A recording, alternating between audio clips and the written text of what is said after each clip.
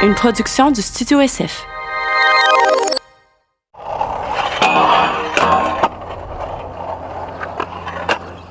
Alright, fait que bienvenue encore une fois au podcast présenté par Trinity. Clairement, cet épisode ici, ça va être en français encore. Une fois, c'est Cody Lacroix, cofondateur de Trinity, et je suis très content d'avoir avec moi un des athlètes en BMX les plus forts dans l'histoire du Québec, et maintenant, crois-le ou non, un athlète du Cirque du Soleil, c'est Joël Bondu. Joël, comment ça va, mon man? Ça va bien, toi?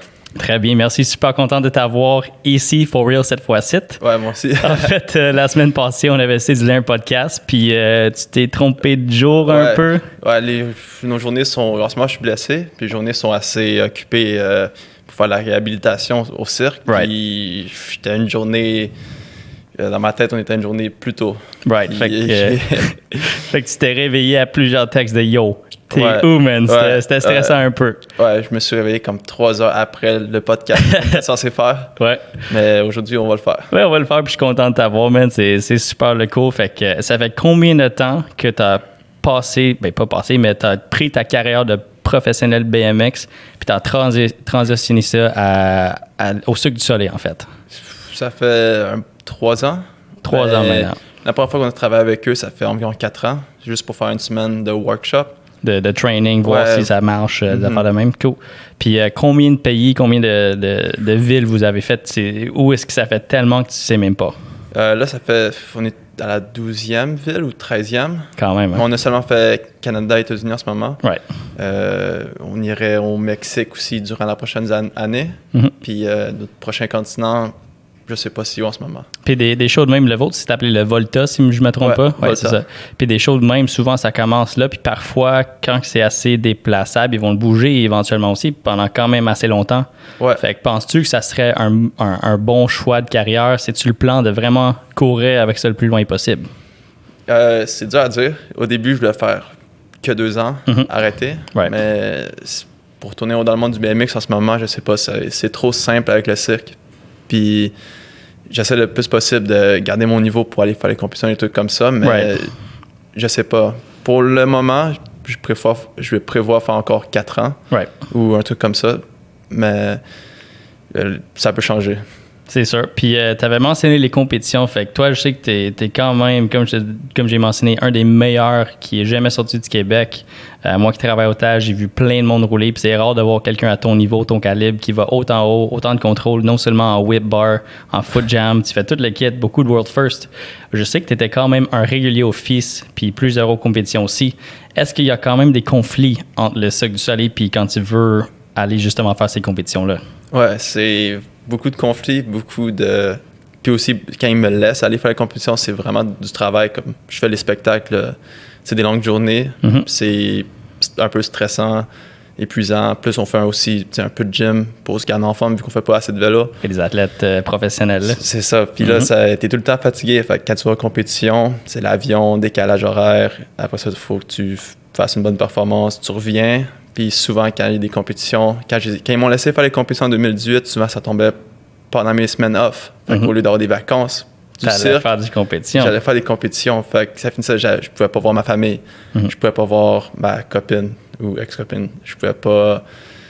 Fait que c'est ça. Mais pour les prochaines années, on est en train de travailler, moi et le cirque, sur un programme, un plan pour me permettre de faire les compétitions puis d'essayer de garder mon niveau le plus haut possible. Right. Fait que les doigts croisés qui vont me laisser faire. Mais c'est quand même un mot intéressant d'utiliser. Tu me dis, laisser faire.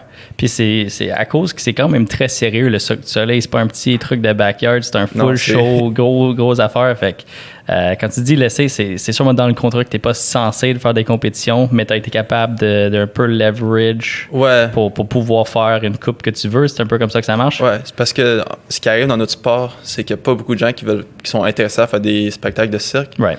Fait en me laissant aller faire des compétitions, ça pourrait intéresser d'autres gens ou des futures générations à vouloir faire plus de spectacles ou juste faire autre chose que les compétitions. Comme moi, ça me tentait vraiment pas de signer avec eux. Ça m'a pris...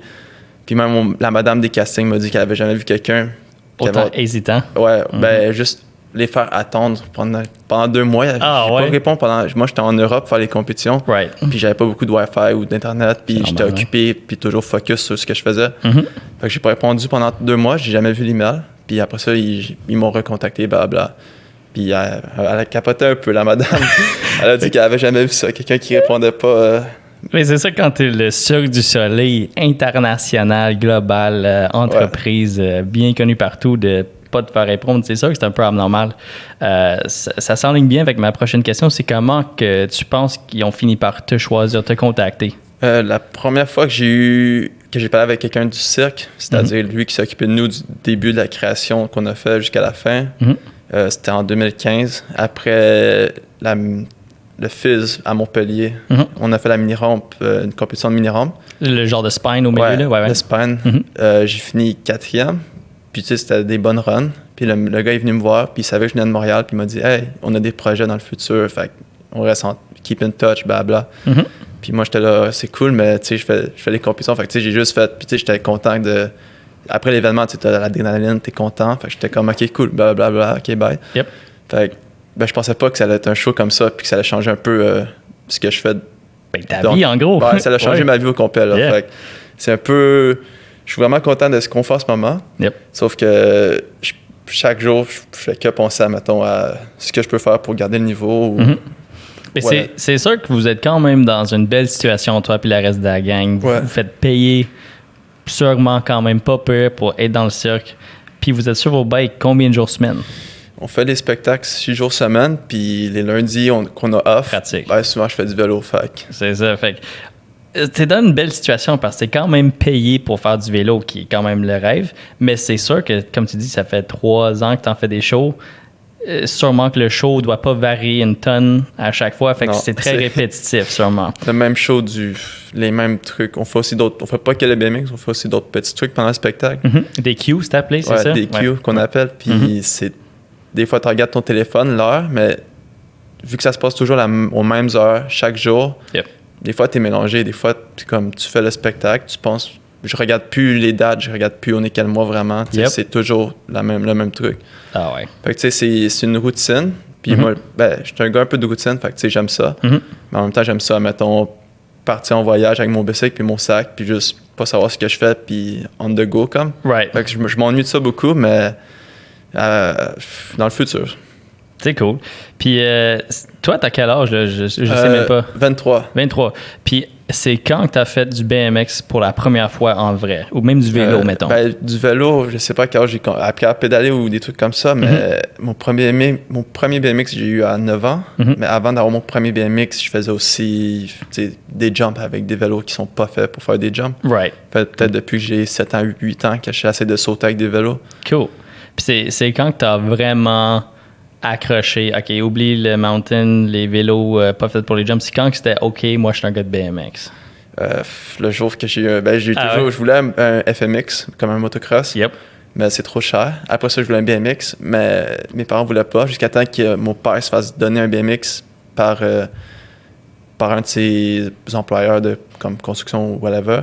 Fait que quand il y avait un jeune qui avait un BMX qui n'utilisait plus, fait que là, il l'a pris, puis il me l'a donné pour ma fête. Right. Puis de là, j'ai juste toujours fait du vélo chaque jour presque. Ça, c'était vers 9 ans, t'as dit? Ouais, quand j'ai eu 9 ans. Alright. Puis c'était environ quand que t'avais vu que, tu sais, il y a peut-être du potentiel d'avoir un futur dans ce domaine-là qui, pour plein de jeunes, des milliers de monde à travers, globalement, c'est comme un rêve. C'est quand que tu avais réalisé que non seulement tu avais le potentiel, mais le niveau aussi de peut-être vraiment avoir un futur là-dedans? J'ai aucune idée. Je Ah pense que quand j'avais 17 ans, j'ai commencé, entre 15 et 17 ans, j'ai comme progressé beaucoup. Mais quand j'y pense, j'ai pas vraiment vu que j'ai progressé. Ça s'est fait tout seul. C'est juste rider à chaque jour, non-stop, faire tu du pensais vélo à chaque ça. jour. Ouais. Puis ça s'est fait graduellement. Puis des fois, je regarde au passé, puis je me dis, si je penserais comme je pense aujourd'hui dans le passé, jamais je m'aurais rendu où ce que je suis. Fait que j'ai juste fait quelque chose que j'aimais, genre le plus que je pouvais à 100%. Puis Right. en ce moment, je pense à tout ce que j'ai fait, puis je pense pas que je le referais. Mais tu sais, quand t'es jeune, puis que t'aimes ça, là, tu le fais à fond, là, fait Every day. ouais. Ouais. Puis, comme tu dis, tu le ferais sûrement différemment, mais ultimement, tu as quand même bien fini avec le cirque. C'est quand que tu t'es mis à faire des compétitions de BMX, les premiers, puis je pense que tu as des victoires quand même en best trick, des affaires de même. Ouais. Fait que c'était quand la première compétition, puis c'était quand ta première victoire? Première victoire au cul, des compétitions locales, à l'entour de Montréal. Ouais. Quand même quelques-unes. Puis, première victoire d'un autre pays, peut-être que j'avais 17 ans, 18 ans. Quand même assez jeune. Ouais, comme en France, quelques compétitions en France quand j'avais 17 ans. Ça, c'est les FIS ou... FIS, une compétition qui s'appelle NL Contest. Ça, c'est les rampes orange, c'est ça? Ouais, couleur bois maintenant. Ils ont changé le skatepark couleur bois un peu orangé. Puis... Je pense que je la connaissais là aussi. Fait que t'avais une victoire là-bas aussi. Ouais, 2 années d'affilée. Ah ouais? Puis l'année d'après, c'était le cirque. Fait que j'ai pas pu aller. Ah, OK. Ouais, les gens là-bas, ils m'achetaient. La dernière année que j'étais là, puis que je leur avais dit que c'était sûrement ma dernière année, tu sais, j'étais rendu ami avec beaucoup de gens là-bas. Puis, tu sais, ils étaient déçus que j'allais pas retourner, mais tu sais, j'ai retourné un jour, mais... c'est sûr que c'est dans les plans. Puis, comme tu disais, avec le cirque, ça peut être un peu tough de balancer la vie du cirque avec la vie de compétition. Moi, j'ai fait un peu de recherche. J'ai checké tes dernières vidéos qui sont quand même insane, by the way. Mais je n'étais pas trop sûr comment la situation de commanditaire, ça marche avec le cirque. As-tu le droit d'avoir un bike fourni par un sponsor? As-tu des pièces signatures? C'est quoi la balance que tu trouves entre le cirque puis l'industrie de BMX, justement? Ouais, ils nous laissent avoir nos commanditaires, des trucs comme ça. Puis, mettons, part de signature ou des trucs. Sauf que, tu sais, j'ai pas encore de part de signature. Ben, j'ai parlé avec la personne pour qui je fais du vélo. Tu sais, on a parlé pour produire des pièces dans le futur, sauf que je trouve que le gars avec qui je deal, c'est un peu tricky. Il est un peu toujours on the go. Puis, fait que, je sais pas, c'est difficile de dealer avec lui. Fait que, ben oui, j'aimerais ça que dans le futur, on sorte des produits, genre part de signature, des trucs comme ça. Puis le cirque... Donc quand même, tu fais qu'est-ce que tu veux pour tes bikes. Ils le sauraient pas nécessairement, puis ils sont corrects avec moi. Eux, ils payent, dans le fond, ils nous payent les vélos et tout, fait que ça leur fait des produits moins à acheter. OK, quand même, parce que, I guess, vu que c'est comme un outil de show, c'est cool. Puis vous avez sûrement 2-3 bikes ready to go en tout temps, genre? Ouais, on a toujours un backup bike. Comme ça, quand on fait le spectacle, si on a un bris au début, on va chercher notre deuxième vélo, puis on retourne sur le spectacle. Cool. Ou si t'as une crevaison, tu vas chercher le deuxième vélo, tu retournes. Ce que je fais, ça, je l'ai fait assez souvent. Ah ouais, quand même. Fait que tu me dis que dans un show, t'as une crevaison, tu ditches ton bike, tu vas chercher le backup, puis tu finis le show sur le backup. Ouais. Ou sinon, sur le bike à quelqu'un un ami, ouais. Oh, j'ai déjà fait. ça doit être quand même bizarre. Toi, c'est bizarre, tu as juste t'espères que tout est serré. Parce que j'ai un ami qui a déjà fait ça, puis quand il a jumpé, la roue d'en avant a tombé. Ça, c'était en pratique ou pendant un show? Pendant une pratique. Dans une pratique, on faisait dans le fond, c'était comme une validation, comme. Fait qu'il fallait qu'on finisse. Fait que, son vélo, il avait eu un bris, fait qu'il était chercher le vélo d'un ami. Puis il a pas regardé si tout était serré parce qu'il lui avait dit que c'était beau. Puis il a perdu la roue, fait qu'il est tombé genre directement sur le visage. Fait que c'était pas le best. C'est pas idéal, mais c'est sûr que malheureusement, ça fait partie du job. Puis justement, comme tu dis, tu t'es blessé. C'est la première fois dans les 3 ans que tu t'es blessé au cirque ou non? Non, la deuxième fois. Puis le même pied. Ah non. C'est une blessure au pied, même pied. Puis j'étais jamais été blessé dans toute ma carrière. Ah ouais? Seulement depuis que j'ai commencé le cirque. Wow. Mais c'est sûr que tu passes quand même plus d'heures. Si j'avais guesstimé, tu dois passer quand même plus d'heures par semaine sur ta vélo, justement, avec le cirque. Non, je pense parce que les shows sont courts. Puis les trainings, on a que 2 trainings, 1 à 2 trainings d'1 heure par jour, par semaine. Fait que ça nous fait maximum 2 heures par semaine de training on stage, plus à l'extérieur. Mais à l'extérieur, c'est difficile de trouver comme l'énergie pour y aller. Puis on n'a pas toujours certaines villes, on n'a pas les bons skateparks qu'on voudrait pour pratiquer. Fait certaines villes, on fait presque pas de vélo. Right. Mais c'est ça, c'est... Alright, puis une autre question un peu sur le topic de justement de blessure puis d'imprévu. Si, mettons, ton ami qui avait perdu sa roue d'en avant, ça l'aurait passé pendant un show, c'est quoi le plan rendu là? On est dans le milieu d'un show de Cirque du Soleil, on a une roue de perdue. Qu'est-ce qui se passe rendu là? Ça dépend. S'il est pas blessé, il se bouge, il se tasse. Puis ça continue. S'il est blessé, mais là, show arrête, musique arrête, les PIMED, ils viennent voir qu'on est correct. il y a toujours, chaque fois qu'il y a un acte avec un peu de danger, on a les paramédics sur le côté du stage pour être sûr que... Ready to go, là. Ouais, ready. C'est vraiment bien organisé, comme. Puis aussi, admettons, toujours qu'il y a des spectacles ou qu'il y a beaucoup de gens parce que, tu sais, il y a quand même 2000 personnes qui peuvent rentrer dans la tente voir. Fait que, tu sais, c'est beaucoup de gens. Fait que la police sont toujours... Ambulance et police sont toujours au courant qu'il y a beaucoup de circulation qui se passe autour de où ce qu'on est. Right. Fait que, tu sais, c'est toujours rapide. Si, maintenant, il y a une grosse blessure ou quelque chose, l'ambulance, les policiers vont arriver assez vite. Sauf que c'est jamais drôle quand c'est... C'est sûr que non. Mais si c'est juste tombé puis que tout s'est bien passé, on essaye de faire passer comme s'il n'y avait rien eu. Tu agis avec réagis avec la crowd ou whatever. Puis la plupart du temps, ça passe bien. Right, puis les choses, ça continue la majorité du temps, ouais. C'est ça. Ou si ton pneu explose n'importe quoi, tu fais comme hey, whatever, puis tu continues. Damn. Puis si tu avais quand tu as signé le contrat du Cirque du Soleil, c'est quoi que tu trouves le plus extraordinaire ou que tu t'attendais vraiment pas à voir avec le style de vie qui est emmené avec le Cirque du Soleil? Est-ce vraiment une affaire que tu trouves cool, un peu bizarre? C'est quoi le plus étonnant d'être un athlète Cirque du Soleil? Je sais pas, c'est juste quelque chose que le Cirque du Soleil, c'est quand même gros. Puis quand j'étais jeune, tu sais, je savais c'était quoi et tout. Puis dans ma tête, ben, tu sais, ça m'avait toujours peut-être intéressé de faire des spectacles, tu sais, c'est cool. Sauf que jamais je m'aurais dit que j'aurais pu faire du BMX dans un de leurs spectacles. Right. Fait que je pense que ça, c'est assez... Malgré que au début, je ne voulais pas faire le cirque, ben maintenant, je trouve que c'est écœurant comme. C'est formidable. C'est vraiment, vraiment cool. Plus que mon rêve avant de signer, c'était que l'année d'après, que je me jette un petit van, que je le modifie, tu sais, pour aller aux États-Unis, puis juste triper comme, juste voir aller dans tous les skateparks que je voulais aller. Right. Puis maintenant, je me suis acheté un van, puis je vis 100% dedans pendant toute l'année. Puis moi, tout ce que je fais, c'est conduire de ville en ville. Comme ça, j'ai pas à rester avec leur résidence. Right. Ça me donne une possibilité d'avoir un chez moi. Right. Comme maintenant, j'ai mon chat dans mon van. Là, j'ai mon chat Carlos qui vit avec moi. Carlos, en plus. Mais c'est son nom. Quand je l'ai adopté, il s'appelle Carlos. C'est sur sa fiche et tout. C'est pas le nom que t'as donné. Non, j'ai pas donné ce nom-là parce que mon meilleur ami s'appelle Carlos. Tu sais, c'est pas que j'ai donné le nom de mon meilleur ami, c'est juste qu'il s'appelait de même. C'est juste drôle que... Right. Fait que c'est ça. Puis tu peux pas avoir, mettons, d'animaux avec toi sur la tournée habituellement, mais vu que c'est dans le van, tu fais ce que tu veux. C'est ça, je fais ce que je veux, puis c'est assez simple, t'es vraiment fluide de tout. Fait. C'est elle, puis ta van, c'était un quoi, comme un gros... tu connais-tu? Ou... Ouais, ça s'appelle un Volkswagen Rialta. Dans le fond, c'est comme le next level après les Westphalia. C'est beaucoup plus gros, ça a un wide body, c'est 22 pieds de long. Fait que c'est assez gros, puis ça me donne assez d'espace pour être confortable durant l'année. Parce que, tu sais, je suis 100% dedans pendant toute l'année. Toute l'année. Sauf que, tu sais, j'ai pas accès à l'électricité. Ça, j'y travaille, par exemple.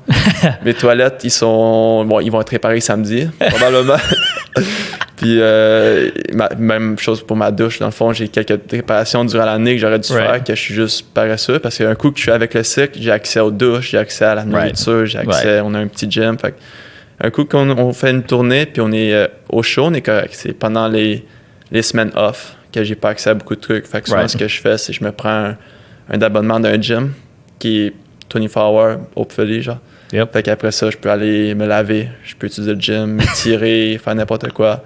Fait que t'es pas mal débrouillard avec ton affaire. T'es un athlète Cirque du Soleil, tu fais des gros shows à chaque semaine, mais tu vis dans la van. C'est quand même la vie. On est quelques personnes, on est environ 7 personnes maintenant qui font ça. Ah ouais?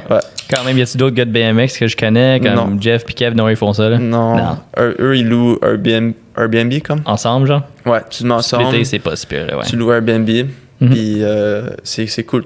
Tu peux avoir, mettons, des belles maisons ou un bel appart ou des trucs. Si t'es sur le bord de la plage, tu peux te prendre un truc sur le bord de la plage, ce qui est vraiment cool. Comme moi, avec mon van, c'est comme... Des fois, tu te fais achaler la nuit. Ben, c'est rare. Ça arrive que 3 fois, mettons, de me faire bouger par des polices ou des trucs comme ça. Puis cognes-tu à la fenêtre ou genre tu te fais réveiller par le truc de remorquage qui est en train de... Non, ben je pense pas c'est tellement gros qu'ils vont jamais essayer de me remorquer. Oh non. Je me suis déjà fait remorquer parce que c'était brisé. Mais si, admettons, je suis dans une zone de parking qu'il faudrait qu'ils me bougent, je pense même pas qu'ils voudraient me bouger ou un truc comme ça. Ça prend comme un gros towing quand même. C'est sûr. Là, c'est quand même heavy duty à 22 pieds. C'est pas petit. Là. C'est pas loin d'une tonne. Puis c'est quelle année? C'est 2000. OK, quand même. Fait qu'il est pas vieux, mais il est pas nouveau non plus, Non, mettons. mais il roule super bien. Fait que pour les connaisseurs de voitures, comme il y a le moteur, c'est un VR6 dedans. Fait que c'est quand même assez fort. Puis je sais qu'il y a bien des jeunes qui aiment ça, mettre ça dans des petites voitures. Mais tu sais, mon van, si je pèse sur le gaz, ça avance pas. Là. Mais un coup qui est sur l'autoroute, ça roule super bien. Là. C'est vraiment confortable et tout. J'adore ça. C'est cool. Puis si t'avais à guesstimer combien de kilomètres je t'as fait avec, t'as-tu une idée ou tu fais juste aller où le stock est décalé, genre? J'ai fait, il est en miles à l'intérieur, mais je pense que j'ai fait autour de 35 000 km la dernière année. Un truc comme ça. Quand même. Puis avant ça, j'avais mon Vaux, puis je me suis promené beaucoup de tours, genre de ville en ville avec mon petit Volkswagen Golf avant. Right. Puis j'ai fait un autre, je pense que c'était un autre 20 000 aussi et plus. Quand même. On était en Floride, puis après ça, je faisais souvent des allers-retours New York, Montréal quand on était à New York. Mais ouais, le van, il est clutch. Ouais, il y a encore du temps à rouler avec. Il est pas proche de scrap, mais chaque fois que je le prends pour faire une petite drive, je me dis, des kilos de plus. Come on, ouais. Des petites prières à chaque départ. Hein? Un petit prière avant de partir à chaque fois. C'est plus pour, je prie pour pas que quelqu'un me rentre dedans, là. Si quelqu'un me rentrait dedans, là, ça serait le bas de la merde, là. Tu sais, un gros accident, la vanne scrap, tu sais, j'ai mon chat, j'ai tous mes trucs. Qu'est-ce que je fais? C'est ton maison, live, là? C'est ça, on me laisse. On me laisse direct. Puis, comme tu as dit, vous avez fait plusieurs villes avec le cirque. T'as-tu un préféré à date, à part, mettons, Montréal, des villes que t'as visitées? San Diego. Ah ouais? Mais c'est sûr qu'il fait chaud, fait San beau, Diego. les belles skateparks là-bas en plus, ouais. On va aller aussi, on retourne en Californie au mois de janvier. Fait qu'on va faire LA et Costa Mesa. Costa Mesa, apparemment, c'est assez tranquille. Ça, c'est au Mexique, ça? Non, je pense que c'est moins qu'une heure ou une heure de LA, je crois. Ah, OK. Puis apparemment, c'est un peu style comme San Diego, je crois. C'est assez tranquille. Puis assez... San Diego, j'aime ça parce que le monde sont laid-back. Ils sont relax, ouais. Moi, j'étais à San Diego one time. Puis en fait, on avait été pour une compétition de scouts, justement. C'était le San Diego. Ça fait 12 ans qu'ils le font. On décale ici à Montréal, on atterrit là-bas. Puis je vois un texte gros. La compétition est annulée et pluie. On arrive là-bas, 20 degrés, il fait beau dehors, il n'y a pas de pluie pantoute, tout est chill. Fait que là, j'appelle le boy qui fait la compétition. Puis je dis, c'est quoi le plan si jamais il mouille? Il dit, on est en San Diego, Big, il n'y a pas de plan si jamais il mouille. Il peut pas. Il peut pas ici. Il n'y avait jamais un plan de backup. Puis, I guess qu'il avait mouillé le jour d'avant. Puis, c'était Claremont, exactement. Puis, les rampes étaient assez mouillées qu'avec les mains sur le scoot, il y avait des dangers que ça les perce. Fait au final, on s'est déplacé à San Diego pour chiller. Mais je trouvais ça drôle qu'il y avait plan de backup. À San Diego, il n'y en a juste pas parce que c'est pas souvent qu'il mouille là-bas. C'est quasiment jamais. En plus, il fait tellement beau là-bas. Ouais, pour X raisons, nous, quand on était à... Je sais plus, à San Diego, nous, il faisait toujours beau. Mais quand on était à Saint-José, ce qui est un petit peu plus... 2-3 heures plus dans le nord, il pleuvait quand même assez souvent. Puis San Francisco, on était là pendant l'hiver. Pendant 3 mois, on était là, pendant le mois de janvier et tout. Right. La pluie tous les jours presque. San Francisco, ça? Ouais. Tu sais, ma vanne, elle avait pas aimé. Ma vanne, tu sais, je venais de la voir. Puis là, j'ai aperçu qu'il y avait quelques petits leaks à des places qu'il a fallu que je répare. Oh no! Il pleuvait trop, là, c'était abusé. Ah, pauvre Carlos, man. Ouais, Carlos, il était pas là encore. Il était pas là encore? Je l'ai adopté à Chicago. Ah ouais? Ouais. Puis il adore ça, le van? Il est un chat pas mal lazy ou... Il est vraiment, vraiment easy. Il est vraiment chill comme chat. Quand j'ai regardé pour les chats dans le centre d'adoption, j'ai vraiment regardé pour le chat le plus chill que je peux avoir. Relax, ouais. Parce que je veux pas un chat qui est stressé ou un chat qui est bébé que tu sais pas comment il va réagir quand il va être plus vieux. Parce que je veux pas qu'il y ait un chat qui s'enfuit. Puis Carlos, il est vraiment parfait parce que j'ouvre la porte, il reste dans la vanne. Si je laisse la porte ouverte longtemps puis je reste à l'extérieur de la vanne, des fois, il vient me voir. Mais puis, il reste avec toi. Ouais, jamais qu'il part à courir. Je l'ai jamais vu partir en courant pour aucune raison. Ça, c'était justement ma prochaine question. C'est est-ce que le chat, il habite à 100% dans le van? Il y a sûrement ça ici à la dent, mais I guess tu te promènes avec de temps en temps à le faire sortir. Ouais. Il sort, il se promène autour de la vanne, il va en dessous se gratter. Après ça, il ressort. Tu sais, j'ai toujours un œil sur lui. Des fois, je mets sa laisse. Mais c'est ça, Un chat, sa laisse, ouais, je mets sa laisse avec une longue rallonge, comme ça, il peut aller se promener. Faire qu'est-ce qu'il veut, ouais. Hey, c'est hot. Puis sa litière est dans la vanne. J'ai quelques jouets pour lui. Ah, c'est perfect, man. Ouais. Fait que toi puis Carlos, vous faites le tour du monde en tant qu'athlète de BMX qui est transitionné à un performeur Ouais. du Ils s'appellent circuit. des artistes, mais moi, je mets plus souvent performeur sur ouais, c'est le CV. ce que j'écris, ouais. Ah, c'est cool, ça. Mais non, tu sais, on fait de la comédie, là, des acting puis des trucs, là. Au début, j'étais vraiment mauvais à faire le acting, mais maintenant, tu sais, ça s'améliore. Ouais. Puis c'est rendu naturel, puis je vais pas mentir, je commence à aimer ça. Ah, c'est cool, man. Ouais. Puis c'est quand même complexe. C'est pas juste des gars de BMX déguisés comme on serait live. Vous avez quand même des costumes puis du maquillage. Puis tout. Combien de temps ça te prend de préparer pour un show avant d'être prête? Make-up, techniquement, c'est censé être 30 minutes, 40 minutes. Techniquement. OK. 5 minutes, ça c'est déjà fait. Ah ouais? Mais ça, c'est par accident ou ça, c'est... C'est déjà arrivé une fois qu'on commençait le show, puis que, je sais pas, tu sais, on a une journée que nos heures, on commence plus tôt, puis je suis pas avec quelqu'un dans la cafétéria, puis là, je regarde mon téléphone, puis on est à 3 minutes avant qu'on commence le show. Oh non! Puis là, j'ai juste couru, j'ai fait n'importe quoi. Mais notre make-up il est tellement simple, tu sais, t'as pas de trucs de couleur ou de design à faire, fait que c'est vraiment, tu mets du noir sur tes sourcils, sur tes lèvres, tu mets le fond de teint en premier. C'est vraiment simple puis basic, ce qui est parfait pour nous, le monde de BMX. Ouais. Puis c'est ça, fait que tu sais, cette journée-là, c'était un peu stressant, mais tu sais, ça allait là. J'avais peut-être 10 minutes pour tout faire, fait que make-up, mettre le costume, à ça, partir. Puis t'as-tu un costume ou t'as plusieurs que t'emmènes avec toi? On a 2 costumes. On a le costume pour la première partie, puis on est habillé ils nous appellent les Grey, fait que c'est juste un manteau, une genre de cape manteau gris, qui est un peu trop chaud même. Puis après ça, on a un autre petit costume de BMX qui est juste un t-shirt un peu comme j'ai en ce moment. Mais il y a vraiment beaucoup de couleurs, comme je sais pas si on voit sur la vidéo la pancarte là-bas, mais ça ressemble à ça, mettons. C'est bright, là. Ouais, c'est vraiment colorful. Puis même chose avec les patins match, puis les souliers match. Nos vélos sont censés être techniquement de couleur, mais là, on est comme on rechange nos couleurs de vélo. Fait que là, en ce moment, moi, j'ai juste un vélo noir parce qu'ils sont pas décidés sur quelle couleur ou ils ont trop de trucs à s'occuper. Fait que là, en ce moment, je fais le choix avec un vélo noir, puis, tu sais, mais qui sachent ce qu'ils veulent, genre un vélo de couleur. Ouais, c'est perfect, ça. Ouais. C'est cool. Puis, c'est le Volta. Je sais qu'il y a du BMX, mais y a-tu d'autres composantes aussi dans le show ou c'est vraiment juste un show de BMX? Non, c'est vraiment beaucoup d'autres trucs. Nous, on est comme, à la fin, on a une partie, c'est environ 13 minutes, 15 minutes. Il y a 2 sections. Fait qu'on a une première section qui commence tranquille, puis après ça, on finit avec les gros trucs. Mais on a on a du rope skipping. Fait que c'est comme, tu sais, la corde à danser. Puis c'est des breakdancers, comme. C'est un style breakdance avec la rope skipping, 5 personnes à la fois qui font en même temps. On a du trampo-mur, ce qui est assez commun pour les shows de cirque. Puis on a beaucoup d'autres trucs de cirque.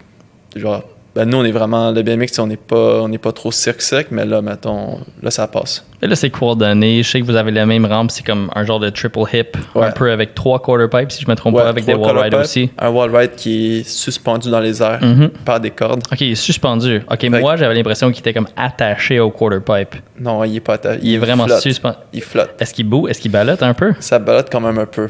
Moi, personnellement, je le touche jamais avec mes pneus. Ah ouais?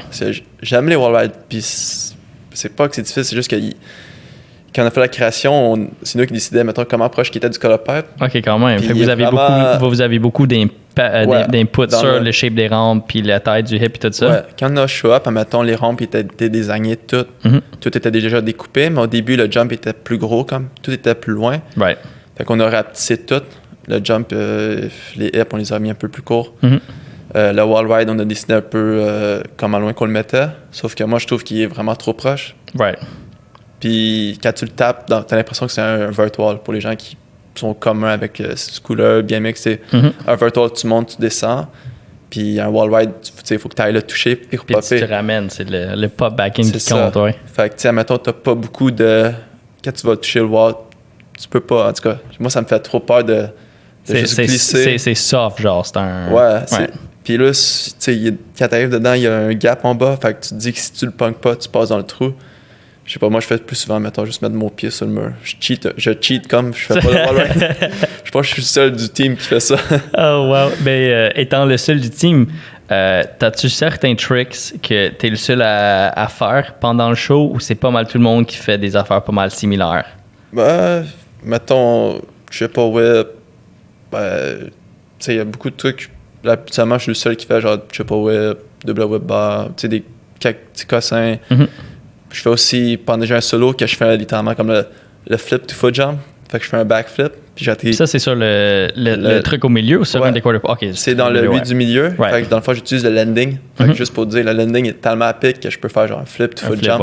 Fait que tu sais, quand tu jump, le jump, c'est quasiment un spine. Ouais, puis fait qu'il est pas symétrique d'abord. Les trois sont pas égales. T'as vraiment genre 2 kickers puis un landing. Ouais, fait que tes 2 kickers sont 90 degrés, puis ton landing, t'as peut-être un angle de 45 degrés. Fait que c'est comme quasiment droit. Right. Fait que de kicker à kicker, 90 degrés, puis quand tu jump droit, c'est vraiment petit, genre, sauf que c'est vraiment tricky à rider. Right. C'est en plexiglas, puis on n'a pas de truss, fait qu'on n'a pas de renforcement dedans. Fait que quand t'arrives dans le milieu de la rampe, Flex un peu. ça flexe quand même beaucoup. Ah, OK, quand même. Quand t'atterris aussi, tu le sens que c'est genre... Fait qu'il y avait combien de temps vous avez passé pour pratiquer, pour vraiment apprendre à rider ça comme du monde? On a eu... Ben moi, je me suis blessé quand on a commencé à rouler plus les rampes en plexiglas, j'étais blessé. Right. Mais on a eu un setup en bois en premier. Fait que toute la choréo qu'on a fait, on l'a appris sur des modules en bois qui sont maintenant à moi. Je les ai quelque part. Faudrait que j'aille checker si ils sont pas strappés sur la top de la van, genre? Non, c'est gros. Mais faudrait que j'aille voir s'ils sont corrects. Dans le futur, j'aimerais ça les utiliser pour faire un truc. Mais... C'est ça, fait qu'on roulait eux en bois, puis après ça, on a eu eux en plastique. Mais il y avait quand même des dimensions qui n'étaient pas exactement pareilles. Comme des fois, c'était un peu plus moins à pic qu'on voulait. Ils ont magané, ils ont fucked up on a des colpables de 8 pieds. Ils ont littéralement mal fait. L'angle était 8 degrés, pas ce qu'il fallait. Fait que dans le fond, au lieu d'être quasiment 90 degrés au bout, il était comme ça, c'était quasiment un bank. Surtout un quarter pipe, c'est pas ça que tu veux. C'est ça, c'est ce qu'on utilise pour avoir la vitesse pour faire nos sauts et tout. Fait que, il a fallu qu'il reship, puis après ça qu'il rechange, qu'il le refasse, puis après ça qu'il reship. Fait que ça coûte énormément d'argent, mais eux ils s'en foutent là. C'est comme... faut que le show soit parfait, puis il faut que vous soyez sécuritaire quand même en tout temps. C'est ça. Wow. Puis toi, tu avais mentionné, tu viens de blesser ton pied encore, deuxième blessure. Si tu avais guesstimé en toute le gang, on va dire juste en BMX, combien de blessés? Puis c'est quoi le plan si, mettons, 2-3 se blessent dans environ le même temps? Si on a trop de blessés, dans le fond, si on tombe à 3 personnes, on cancelle le BMX au complet. Puis le reste du show continue? Le reste du show continue. Ouais. Dans puis aviez-vous eu à faire ça déjà? Ah ouais, quand même. C'est arrivé... quand moi, j'étais blessé, on a eu une bad luck. Je me suis blessé. 2 mois après, quelqu'un s'est blessé. 2 semaines après, quelqu'un s'est blessé. Puis on n'avait pas de backup dans le temps, 0 backup. Ils ont capoté. Le truc qu'ils ont capoté, ils ont fait venir beaucoup de backup, former les backups, mais c'est beaucoup de temps. Avant qu'ils soient prêts de les lancer sur les rampes en plexi puis dans le show. Ouais. Tu peux pas il faut qu'ils apprennent la choréo. Des trucs qu'ils n'ont jamais fait. Il faut qu'ils apprennent le make-up. Il faut que tu passes par beaucoup, beaucoup d'étapes avant de pouvoir rentrer quelqu'un sur le show. Puis, fait qu'on a eu des backups après. Right. Puis à San Francisco, par exemple, on a eu des bad luck de des gens blessés ou des gens partis. Puis il a fallu qu'on cancelle pendant presque 4 jours à un moment donné. Ah ouais, quand même. Pas longtemps après, on a eu une bad luck. Fait que c'est un autre, peut-être 2-3 jours cancellé. Mais là, je pense que là, on forme de plus en plus de gens. Puis bientôt, ils vont avoir une grosse formation. Ils vont organiser un truc à Montréal. Fait qu'il va y avoir plus de gens qui vont savoir le numéro. Right. Fait que là, ça va être safe d'ici passer... C'était censé être en octobre, mais vu que c'est le stick, ça risque d'être dans 6 mois après octobre que ça va se faire. Right. Mais espérons qu'on va avoir des backups parce que pour nous, c'est beaucoup moins stressant de savoir que le show va rouler si on est... Et c'est justement pour cette raison-là que toi, t'as pas toujours, mettons, le droit de faire toutes les compétitions que tu aimerais, right? Ouais, mais c'est pas... Il me laisse faire les compétitions comme cette année, il était censé me laisser. Puis cette année, c'était comme... crucial comme pour les qualifications pour, mettons, 2020 pour les Olympiques. Justement, ouais. Sauf que c'était que 9 personnes pour cette année. Ah ouais? Pour 2020. Mais c'est un démo en 2020, c'est ça. C'est ça. Fait qu'il n'y avait pas beaucoup de place, mais en tout cas, là, on a eu des bad luck encore. Fait que, si je partais, c'était trop risqué qu'il arrive un truc. S'il y avait une blessure, le show était cancellé. Ouais. Fait que c'était évident que j'allais pas pouvoir y aller. Fait que moi, je me suis... il savait que j'étais censé y aller ou whatever. Mais moi, je faisais juste à regarder, tu check comment ça va sur le show. Puis je savais qu'on n'était pas dans les bonnes conditions pour aller faire les compétitions. Right. Fait que j'ai décidé de ne pas demander.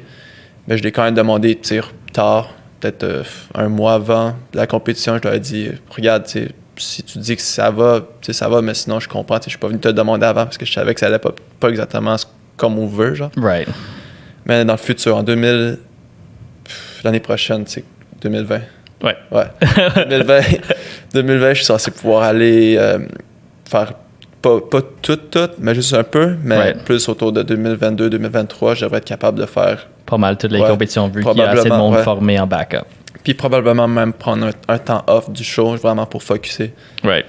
Fait espérons s'ils acceptent tous les trucs qu'on travaille en ce moment dessus, ben ça serait un peu un plan pour être sûr d'être capable de faire la qualification pour 2024 pour Olympique. Ce qui est un autre truc que j'avais jamais pensé faire. J'avais jamais pensé faire là, c'est, admettons, des shows du Cirque du Soleil. Yep.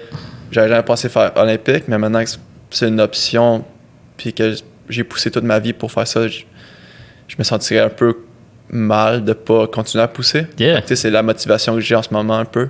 Ah, c'est très cool, man. C'est fou à penser que non seulement le skate, le BMX aussi va finir aux Olympiques, puis encore. Un kid de Joël Bondu de 12 ans qui commence à vraiment faire du BMX, le Cirque du Soleil et les Olympiques, c'était pas ça le but. C'était vraiment juste de rider le plus possible. C'est juste avoir du fun, faire du vélo. Puis là, à fond ce que j'ai fait, ça a créé des opportunités. Puis,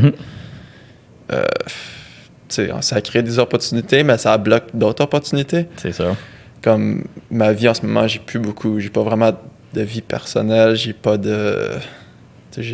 Et t'as ta vanne puis avec Carlos. J'ai la vanne puis Carlos, mais chez moi, mettons, faire des trucs sur une base régulière, j'ai pas ça vraiment en ce moment. Tu vis la vie du cirque, là. Ouais. Puis de balancer ça avec le BMX, c'est de plus en plus tough. Ouais. Puis l'autre facteur, je sais que ton anglais, il est quand même correct, mais beaucoup des choses, justement, c'est aux États-Unis. Fait que trouves-tu que d'être un Québécois en show de Cirque du Soleil, mais surtout en Amérique du Nord, où c'est dominant anglais, t'as-tu du trouble avec ça parfois ou ça roule non, pas? Ça roule quand bien. même? Quand je suis venu chez mes parents, mais dans le fond, quand j'étais plus jeune, j'avais vécu 1 an à Ottawa, comme bâti un skatepark, travaillé là-bas jusqu'à temps. Lui qui s'est fermé, le gros, là? Épique. Épique, ouais. Astic, il était épique. Ouais, c'était épique. Un peu trop ambitieux, mais ouais. On l'a appelé le Epic Fail quand on parlait. Mais en tout cas, fait que c'est ça. J'ai vécu là-bas en anglais, comme je travaillais en anglais un peu. Fait que ça m'avait aidé pour me donner une base. Puis maintenant, quand je suis retourné chez mes parents, mais je leur parlais en anglais des fois. Ah ouais? Des fois, j'arrivais pas à trouver des mots en français vite fait. Fait que je disais quelques mots en anglais. Yep.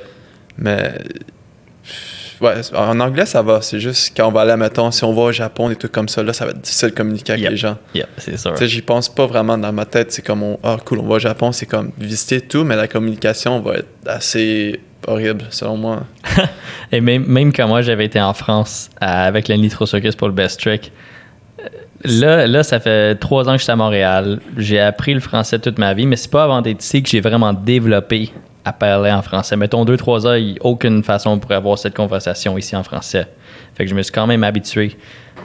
Mais en France, le monde, il me répondait en anglais. Ouais, mais moi je suis québécois. Toi, ton accent, il est comme moins québécois.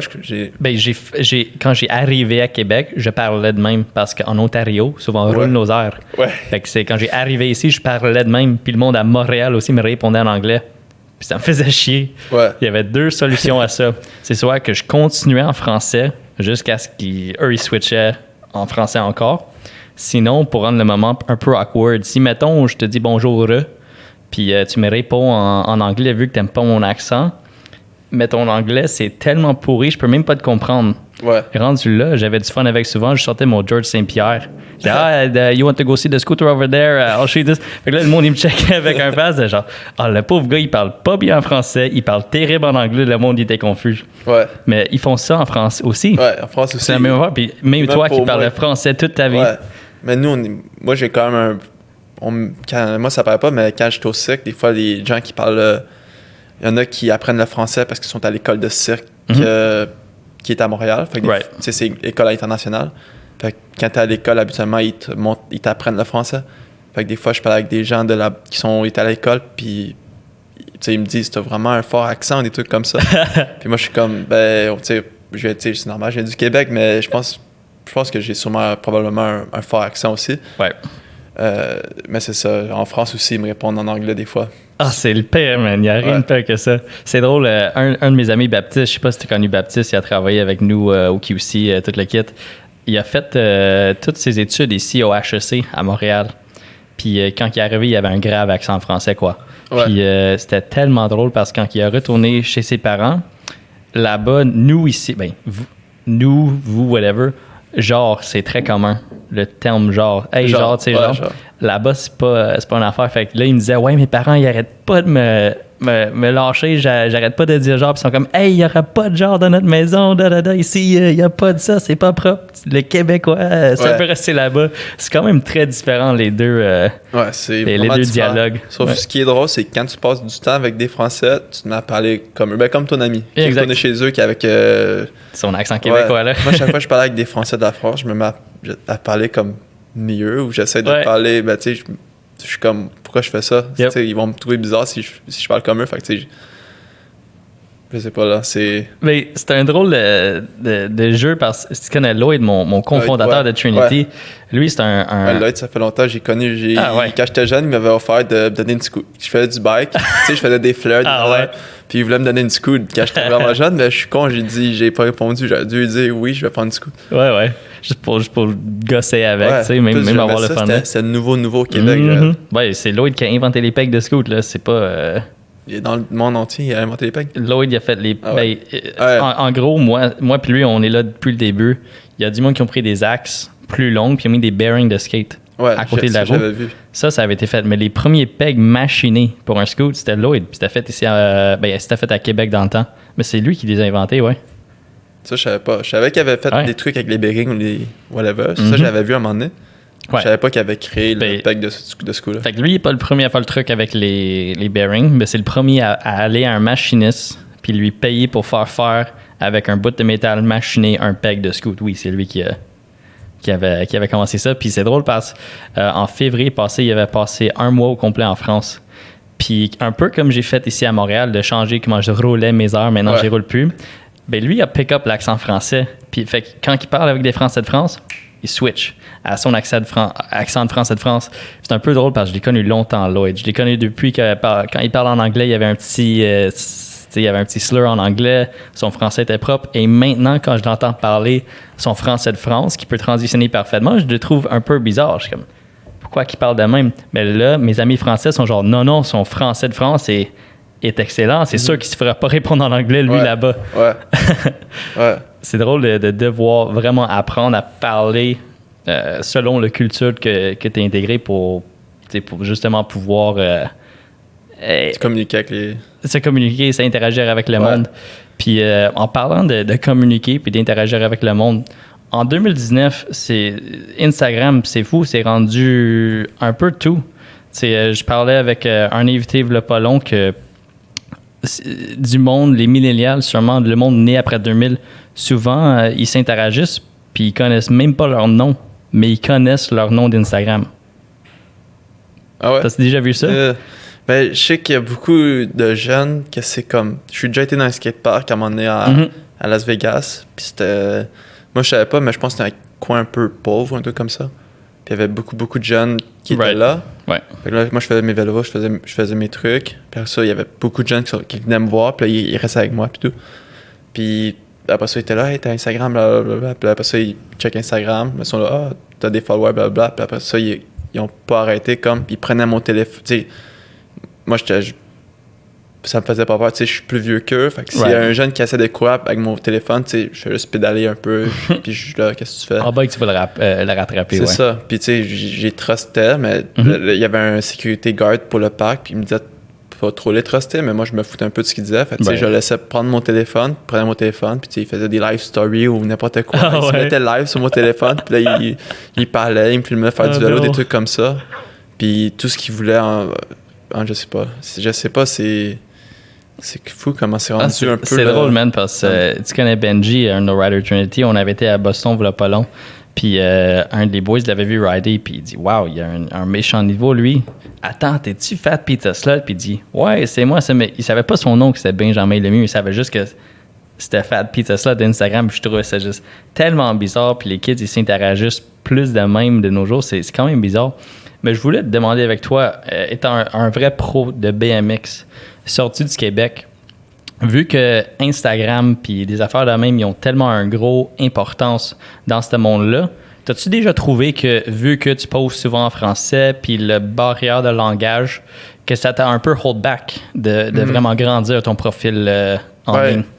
Moi, je poste toujours en anglais. Ah ouais? Parce que, dans le fond, mes fans sont pas vraiment... Surtout anglais, right? Mais c'est ça, mes fans sont États-Unis, Angleterre, Australie ou dans le reste du monde. Right. Fait que, tu sais, pour moi, il y en a beaucoup aussi Amérique du Sud, sauf que moi, je parle pas Spanish. Ah ouais? Fait que ma meilleure façon de communiquer avec les gens, c'est en anglais. Right. Mais quand je poste un truc en français, souvent, j'ai des réponses de « Ah, c'est cool, un Québécois, blablabla. » Parce que j'ai l'impression qu'il y a des gens qui savent pas que je suis Québécois. Ah ouais? Ouais, des fois, j'ai des réponses quand j'écris en québécois. Joel Bandu. C'est ça, des fois, quand j'écris en québécois, mettons sur un post, je reçois des réponses de des Québécois. Ah ouais? Puis ils sont comme Ah, c'est cool de voir un Québécois qui faisait des affaires comme ça, blablabla. C'est très cool, mais je me demandais juste si peut-être, vu que justement t'es Québécois, puis comme tu dis, la majorité de tes fans, puis sûrement un gros chunk du segment de BMX, c'est anglophone, si jamais ça t'avait empiré un peu, mais c'est cool de savoir que non, tu te débrouilles en français, puis même à ça, t'as des fans québécois qui sont stoked d'apprendre ça, c'est quand même très cool. C'est ça, ben, c'est des gens souvent qui font pas de vélo, qui vont m'écrire, qui font « Ah, je savais pas que t'étais Québécois » ou... Mais il y a aussi beaucoup de gens de la France, tu sais, vu que j'ai passé beaucoup d'été 2 étés d'affilée pendant des mois en France pour les compétitions. Right. Tu sais, quand j'écris en français, des fois, j'ai plus de feedback aussi de eux. Ah, OK, cool. Mais, ouais, c'est la majorité du temps, je mets en anglais parce que je me sens pas correct de mettre en... Je veux mettre en français, c'est juste que si je mets en français, après ça, toute la majorité des gens qui me suivent, ils comprennent pas. Mais c'est ça, il faut quand même jouer à ça. Puis c'est drôle parce que souvent, moi de base, je suis anglophone. Ouais. Believe it or not. Ouais, mais là, c'est bon, le français, il est tellement bon. Je fais de mon mieux. Je te connais, ça fait longtemps qu'on se connaît. Ouais. Je me rappelle de... Tu sais, des fois, quand on se textait au téléphone, je voulais t'écrire en anglais parce que dans ma tête, c'était plus difficile pour toi en français, mais là, ça va 100% bien. Là. Mais là, ça roule. Ma blonde, elle parle principalement en français. Je me débrouille pas pire, mais au début, c'est sûr que c'était quand même... c'était quand même un struggle un peu, puis c'était beaucoup un période d'adaptation. Fait que c'est cool de savoir que tu peux comme vraiment jouer entre les deux, faire ce que tu as besoin. Puis c'est drôle parce que quand on poste nos podcasts, on en français, puis on en a en anglais. Puis mon français oral, je vais pas te mentir, il est beaucoup mieux que mon français écrit. Puis sans l'antidote, puis l'aide de ma blonde, je serais pas capable de faire tous les posts que je fais, tu sais. Mon français écrit est vraiment horrible. Hey, je pense que mon anglais est meilleur écrit que mon français écrit. Ben, tu sais pourquoi que c'est probablement le cas? En anglais, tu vas jamais te faire corriger « Oh, it's not a table. It's actually a table. Because a table is feminine. » Ouais. Ça existe juste pas en anglais. Les verbes aussi, c'est tellement simple en anglais comparé en français. Là. C'est n'importe quoi. Ouais, je me souviens, au 4e année, ils nous ont donné un bécherel. J'ai fait « Un quoi? » C'était épais de même. C'était juste des verbes. Je le croyais même pas. C'était étonnant, man. C'est une grosse différence quand même. Fait que c'est la seule affaire que j'ai encore un peu de misère, c'est les féminins masculins. Parce que justement, en anglais, si je traduis de quoi dans ma tête, c'est même pas un facteur. Ouais, mais ça, c'est tous les anglophones que j'ai connus du Québec. Féminin, masculin, souvent ça se mélange, sauf que c'est vraiment pas la fin du monde. Tu comprends 100% ce que la personne essaie de dire. Yep. Fait que ça va, là. Mais tant qu'on se comprend, c'est ça qui compte, tu sais. Ouais. Puis, t'as-tu vraiment, à part de continuer avec le cirque, t'as-tu des aspirations dans le futur? C'est-tu les X-Games que t'aimerais faire? Encore une victoire au fils? C'est quoi le but ultime pour jouer le bon Dieu d'ici 2-3 ans, 4 ans même? Ça serait de pouvoir faire quelques compétitions. Mettons, pour la prochaine année, j'aimerais faire que 2 compétitions, c'est-à-dire FIS Montpellier, vu que c'est la plus grosse, puis une qui compte le plus. Puis essayer de qualifier pour les X-Games, sauf que pour ça, il faut une invitation pour les préqualifications. Parce qu'avant, il n'y avait pas de préqualification. Right. C'est seulement invitation pour le gros X-Game. Fait que c'était vraiment facile pour eux qu'il y ait du monde bon, puis dire, OK, le monde bon, on s'en fout d'eux, on va juste prendre un monde que les gens connaissent, comme. C'est un peu cheater la game, comme. Right. Puis, tu sais, veux pas, c'est encore un peu comme ça, là. Le fils, ce qui est bon, c'est que n'importe qui peut s'inscrire, fait que t'as vraiment... C'est un open, là. C'est ça, c'est les meilleurs, puis vraiment les meilleurs qui sont là. Puis tout le monde. Fait que X-Games, c'est tricky rentrer, mais un coup que t'es rentré, je pense que c'est genre un assez cool contest, puis c'est le contest que tout le monde connaît, c'est le contest qui est le plus gros, genre en live stream, qui passe sur à la télé. ESPN, ouais. C'est ça. Fait que le fils, jusqu'à temps que ça aille à la télé, ou des trucs comme ça, le X-Games vont rester... Pas que... Je sais pas si c'est plus gros, mais... Non, c'est différent. C'est deux trucs complètement différents. Ouais, le X-Games, c'est un spectacle. Et le FIS, c'est un championship. C'est une vraie compétition, mettons. Ouais. Puis le FIS, depuis longtemps, maintenant, ils sont rendus avec des stops durant l'année. Ils sont même au Edmonton maintenant. Ouais. Ben, c'est ça. Mais là, je pense que c'est fini Edmonton. Ça je pense, l'an dernier, mais si je me trompe pas. Mais ils ont déjà été à Edmonton. C'est ça, ils ont fait 3 ans. Il y avait 3 ans. Puis c'est ça, l'an dernier, j'étais été à Edmonton. C'était pas super gros, là. Hein? Comparé à Montpellier, c'était pas... Non, c'était pas... Ben, il y a quand même tous les meilleurs qui sont là. Genre le... en BMX, en scoot, c'était moins... moins gros. Ouais, fait que c'est ça.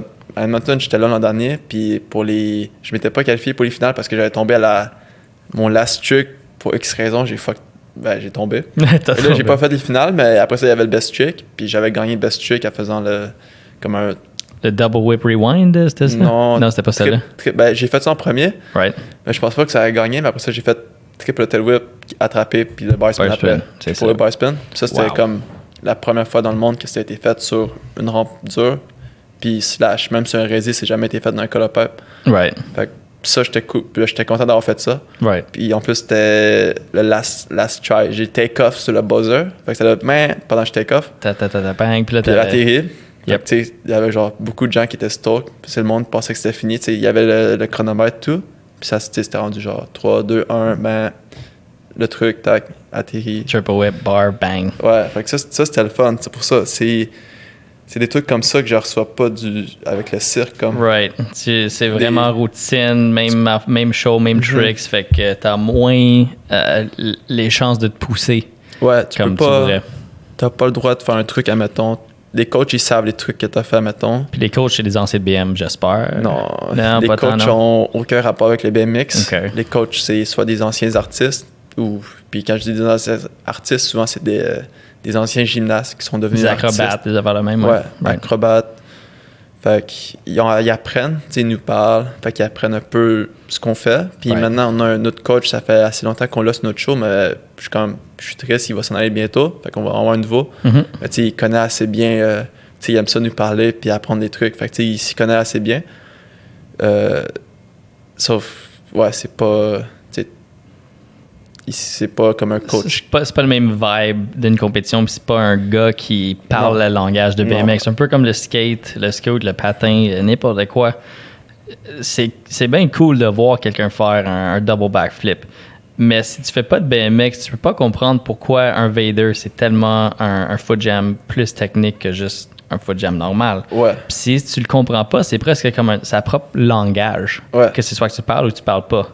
Ce serait peut-être idéal d'avoir des coachs qui parlent justement ce langage-là. Ouais, mais c'est ça, ils apprennent comment communiquer avec nous les trucs. Right.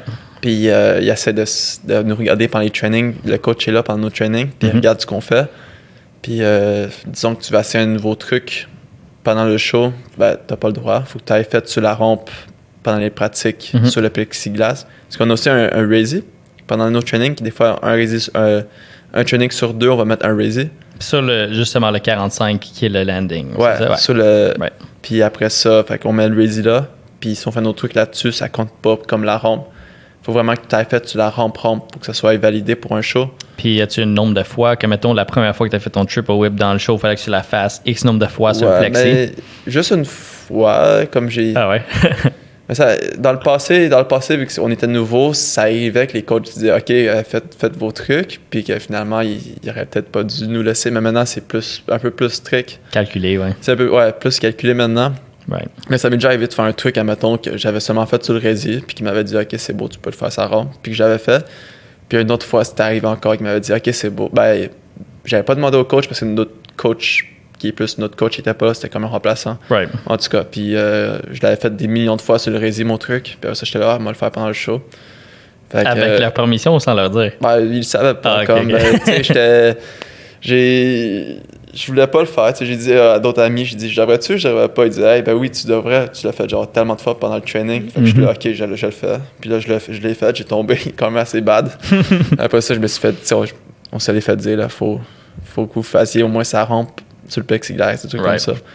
Puis en parlant du plexiglas, c'était, je veux pas assumer, mais c'était sûrement la première fois que tu avais ridé du plexiglas, c'était avec le show. Ouais. Puis vous ridez vos pneus normales. C'est-tu quand même un gros ajustement pour rider oui, ça? Ou? Oui, quand même. Faut toujours, avant chaque show, on a des serviettes puis de l'alcool. Fait que tu sprays de l'alcool sur tes pneus. Ah, ouais. Puis tu nettoies tes pneus pour que tu sois sûr qu'ils glissent pas. Parce que même le stage est assez glissant. Comme on a du flatland aussi dans notre spectacle. Puis le gars de flatland, littéralement, il met du spray qui colle. Dans le fond, il y a un spray pour les gymnastes. Du hairspray? Oh, c'est le tough skin que les gymnastes mettent, c'est ça? C'est direct ça. Ouais. Fait qu'ils mettent ça sur ses pneus, comme ça, il nettoie avec de l'alcool, il met ça pour que ça colle, puis après ça, il va. Sinon, trop glissant. Puis même s'il met ça, il peut pas faire tous ces trucs parce que, tu sais, en flatland, ça tourne vite. Yep. Plus notre stage a aussi comment il est fait, c'est qu'il y a des lifts qui sortent. Fait que ça crée des cracks. Fait que pour lui, c'est pas le ideal setup pour faire, tu sais, ça glisse. Ouais. T'as des cracks comme, mettons, ça, c'est pas à niveau. Fait que c'est pas le... Puis en parlant de flatland, je pense justement, toi, dernièrement, t'en fais de plus en plus. Ouais, j'essaie d'apprendre. J'aimerais ça... C'est un rêve qui risque de pas arriver, mais j'aimerais ça être capable de faire le backup du numéro de flatland, sauf que ça m'étonnerait que ça arrive. Parce que le niveau, il faut quand même peut-être du bon niveau. Right. Sauf que, mettons, un bunny up tail whip, c'est pas exactement ce que ça me prend. Il faut que j'apprenne vraiment le flatland. Ouais, c'est 4 pegs, beaucoup de balance. C'est ça. Ouais. Là, j'ai mon vélo qui est fait que pour ça. Je me suis bâti un vélo que pour le flatland. Fait que moi, puis un ami gymnaste, puis aussi les autres gars de BMX, des fois, on joue avec. Right. Fait que là, j'ai un ami qui est gymnaste, qui a vraiment beaucoup de fun à apprendre le flatland. Puis, tu sais, il se débrouille assez, il est capable de tourner une couple de tours sur le peg arrière. Fait que, tu sais, c'est cool de voir d'autres gens qui apprennent. Tu sais, nous, c'est introduit comme au cirque. On a appris comment vivre comme les autres, I guess. Puis maintenant, il y a un gymnaste qui apprend le BMX. C'est-à-dire qu'il y en a même deux. Il y en a un qui est avec moi en ce moment à Montréal au HQ, qui fait la réhabilitation pour une blessure, genre à la cheville comme moi. Right. Puis lui aussi, il apprenait le BMX. Fait que c'est cool de voir d'autres personnes qui apprennent aussi des trucs qui sont pas rapport avec le cirque. Yep. Puis nous, des fois, on essaie des trucs de cirque, sauf qu'on n'est pas... On n'est pas des gymnastes, on n'est pas comme eux, là. C'est les gars de BMX, là. Ouais, c'est ça. On n'est pas flexible, on fait pas de flip à terre, on fait pas de Tu fais pas de backflip à terre, toi? Non, toi? Ben moi, ouais, en front puis en back. Puis c'est sûr que si moi je suis capable, c'est sûr que tu pourrais le faire, là. C'est tout dans ta tête, là. Faudrait que j'aille, mettons, ice out, quelque chose. Ben moi, quand j'étais jeune, je faisais beaucoup de snow, même avant que je faisais du scoot. Puis j'ai appris en snow avant d'apprendre justement des flares puis des backs en scoot. Mais pour apprendre ça, il y avait un spot de gymnastique pas loin de chez moi. Puis moi, je viens d'une ville avec plus de vaches que de personnes. Là. C'était une très petite ville. Puis juste à côté, il y avait la grosse ville avec 19 000 personnes, whatever. Puis il y avait une club de gymnastique. Puis l'été, vu qu'il n'y avait pas assez de programme pour le remplir, les mardis puis les jeudis, tu pouvais payer 10 $ pour juste utiliser le gym. Ah, ça, c'est cool. C'est là que j'ai appris mes fronts, mes backs. On a appris à courir sur le mur pour faire des backflips, toutes ces affaires-là. Et cet hiver-là, après, il y avait un airbag. Puis c'est comme ça que j'ai appris ça. Puis je suis quand même goofy en snow, regular en scoot, mais ça traduit quand même assez bien. Mais c'est comme ça que j'ai appris mes flips, si tu veux. Ouais, moi, j'ai jamais appris à pied. Mais tu fais flare en bike, no stress. Ouais. Smoking hole, genre. Ouais, en bike, ça va. Dès que j'ai un vélo, ça va. Mais à pied, je fais pas de backflip droit en bike. Je fais que sideway. Tu fais un genre de underflip, là. Ouais, comme underflip, genre barrel roll, il y a en bike. Ouais. Ou je fais des front flips droits, mais un flip droit, j'ai comme un blocage. Ah ouais? Ouais. No way, mais tu fais des flares vachement haut. Ouais, mais tu touches pas au straight back. Ouais, je peux faire des flares ou des 50 flares, plein d'affaires, mais je fais pas un backflip droit. Sauf que c'est quand même drôle. J'ai appris il y a environ 1 an et demi d'un bac à mousse à faire à pied. Tu sais, un flip à pied d'un bac à mousse, sauf tu sais, j'ai pas les... Ben, bac à mousse, c'est bac à mousse, là. Ça, j'ai pas les couilles d'essayer sur un matelas. J'ai essayé au cirque à un moment donné, sur une boîte, en tombant sur un matelas. Puis quand j'ai essayé, mais ça s'est pas bien passé. Puis là, il y a tout de suite un coach qui est venu, genre, venir pour dire, hey, je plus de ça. Ben, à l'époque, il a dit plus de ça. Il voulait te spot. Il voulait me spot. Ouais. Il a vu que c'était genre con ce que je faisais, puis que je le faisais pas bien. Fait que, ben, après ça, j'avais trop peur de réessayer. Fait que, ah, c'est ça que c'est quand même un blocage. Puis c'est drôle parce que moi, je les ai appris en flat. Avant que je les ai appris sur un trampoline, les backs. Front, je les faisais en whatever, mais je sais pas pourquoi. Pour moi, dès que tu étais sur la trampoline, on dirait que tu avais comme moins de contrôle. Fait que je les ai appris flat avant de les faire sur le trampoline. Puis j'ai commencé debout sur un trampoline. Puis j'ai tranquillement, pas vite, rajouté plus de spring avant d'être capable de vraiment les faire comme haut sur un trampoline. Ouais. Parce que j'avais un blocage similaire aussi. Puis sans avoir été au truc de gymnastique, sans avoir accès à ça, il y a no way que j'aurais été à l'envers en snow ou en scoot. Ouais. Justement. Ouais, la gymnastique, je pense que c'est... Ben, le monde de ski, snow, ils font beaucoup de trampolines. C'est excellent comme. Ouais, ça puis moi, traduit mon bien. père, quand j'étais jeune, mon père, il voulait que j'aille faire des trucs de trampoline ou de gymnastique, des flips. Puis moi, je lui disais toujours non, ça sert à rien. Mais ça sert à quelque chose. Mais dans le temps, quand j'étais jeune, le BMX, il n'y avait pas de casual, il n'y avait pas de 50 flair. Hey, je me souviens la première fois que j'avais vu Brett Banasewicz, son clip de casual, puis j'avais la tête. Ouais. C'est Daniel Davis qui l'avait signé en premier, je pense. Premier, puis après. Puis le clip de Brett à 16, 17, whatever, qu'il avait ouais, fait. sûrement 15 ou quelque chose. Ça m'avait explosé la tête, Ouais. mon chum. C'est vraiment comme un 1-8, back 1-8. Ça n'a Ouais. pas de bon sens. Puis là, c'est rendu que les gars en mountain, il faut des 7-20 Ouais. front, puis Ouais. c'est ça, fou fait de voir le niveau juste monter. Avoir le BMX aujourd'hui, le mountain bike aujourd'hui, je pense que oui, il y a des avantages si tu vas faire de la trampoline puis que tu es bon à flipper à pied. Tu vas comprendre comment tourner, twister, des trucs comme ça. Yep. Fait que c'est sûr qu'il y a des... Je pense que ultimement, la connexion au bike, au skate ou whatever, c'est sûr que ça, ultimement, c'est le plus important. Ouais. Mais je pense que oui, d'être Ouais. confortable à flipper, à l'envers, spinner, toute l'équipe. Ouais, parce c'est sûr qu'un que ça se bike, traduit bien. un bike, c'est gros. C'est lourd. Faut que tu le maîtrises vraiment bien pour pouvoir être capable de flipper. Mais si tu le maîtrises vraiment bien, puis que tu es bon sur une trampoline ou que tu es un bon gymnaste, tu vas être assez bon à flipper. Comme Ouais. un des gars qu'on avait sur notre show qui est plus sur le show, il était Ryan Guzman. Tu sais, il fait des... Ben, je connais Ryan, ouais. Il fait des double flares, des trucs comme ça, mais c'est un ancien gymnaste. Ah, Il a fait un peu, ça, je savais pas. Il a fait un peu de gymnastique quand il était jeune, mais il est excellent à faire des gros 720, des double flares. Il fait des double 540. back aussi, sont des pas double mal, back. Il a fait double back, sûrement la plus petite trompe que j'ai vu quelqu'un double back en BMX. Mais le double flare qu'il avait fait sur un de vos rampes, un de vos quarter pipe au socle, ça c'était le plus petit en bike au moins que j'avais déjà vu moi. Ouais, moi aussi je pense que c'est le plus petit qui a été fait. Fait que C'était minuscule là. Il est vraiment excellent. Puis, c'est un ancien un peu gymnaste. Fait que, tu sais, c'est là que tu vois que ça aide la gymnastique ou ça se traduit bien. Ouais. Puis on a quand même fait le tour pas mal. On arrive aux fins de notre heure. Il y avait une autre affaire que je voulais, si c'est correct avec toi, toucher dessus en parlant de traduire bien. Clairement, il y a mon boy Ryan, dernièrement, qui est au X Games. C'est un gars de scoot comme moi, qui prend beaucoup de ses tricks de scoot, puis ils emmènent au mega ramp de BMX. Je voulais avoir ta perspective là-dessus, parce que c'est drôle, le monde, il cherche toujours à hate. Puis même quand il fait ses nothing front bike, il fait son front flare sur le quarter pipe, il y a plein de monde qui sont là, ah, c'est pas du vrai BMX, ça, ah, c'est un scooter boy, ah, oublie ça, il serait pas censé être sur le podium, puis il est premier. En tant que pro de BMX, de très haut niveau, c'est quoi ta perspective sur ce qu'il est en train de faire en tant que blender les tricks puis être au X Games? Moi, je pense que c'est fou parce que c'est énorme ce qu'il fait. Sauf que c'est vraiment comme son style à lui. Ouais. Ce qui est cool. Mais moi, ce que je fais, c'est... Tu sais, moi, je fais pas mes grands trucs comme ça. Moi, je fais vraiment skatepark. Fait que c'est comme un autre style. Ouais. Mais je sais que lui, avec sa scoot d'un skatepark, il peut faire n'importe quoi. Sauf que c'est ça, on n'a pas le... Nous, c'est un peu différent. Skatepark, ce que je fais, lui, ce qu'il fait. C'est complètement différent. Puis c'est sûr que c'est, pas pour te couper, mais à cause qu'il a accès aux rampes du Nitro, qui a développé, c'était il est rendu confortable et consistant sur un rampe de cette scale-là. Ouais. C'est sûr que c'était quand même un gros facteur. Ouais. Ben c'est ça. Il fait toujours les shows de Natural Circus, mais j'aimerais ça voir, mettons, d'autres jeunes aussi avoir accès à ces rampes-là tout le temps, comme lui, là. Parce qu'il y a... Ces rampes-là, je les ai vues en personne, man, sont tellement gros. Parce que j'ai vu d'autres jeunes pendant le Natural Game, ou whatever, qui faisaient des trucs que je me disais, voilà, c'est quoi ça? C'est quoi qu'ils font? Dude, c'était ma job, whatever, parlant de féminin masculin. J'étais là en France à caller les tricks que Ryan, mon boy Richard, Puis roommate, c'est les top 3. Même moi puis mon boy Jake, c'était notre job d'être là en tant que color commentator pour caller les tricks. Puis c'est tellement rendu insane qu'on se checkait genre, sais-tu c'était quoi? Moi, je sais pas c'était quoi. On serait censé savoir on sait même pas c'était quoi. C'est rendu tellement insane. Puis c'est cool de voir qu'ils prennent ça puis ils les emmènent... sur le bike. Exactement. Ouais, non, mais c'est cool. Puis c'est ça.